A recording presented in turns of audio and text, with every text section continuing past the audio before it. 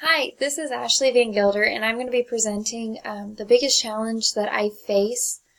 I'm a sixth grade science and social studies teacher in a one-to-one district, and so this is a challenge that's not only unique to myself, but also some other teachers within our district.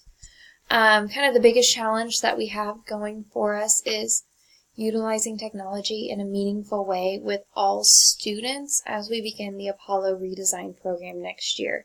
Kaw Valley has been accepted to be part of the redesign program, and I know that's always the biggest concern is what are we going to do? What are we going to do differently? And I really want to focus on how we can use technology to help those students.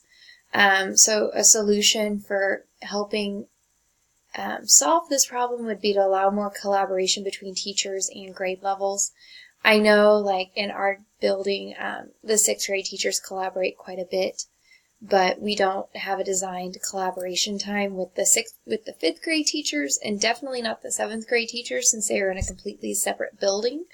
And then we're also unique in the fact that there are two of each building in the district. So we have two junior, senior high schools, and we have two elementary schools. And so we can, there's always someone on the other side of the district that has our same job.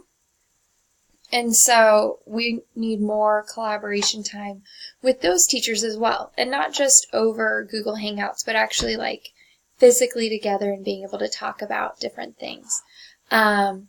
Another solution for this would be to allow students to take charge of their learning. So we can come up with some real life activities for the kids to do that allows them to take charge of their learning and still cover all the standards.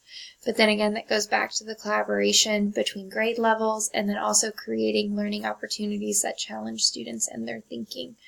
I know this redesign process is going to be big, and I know it's going to be worth it, and it's going to be teacher-led, and our students are going to come out winners.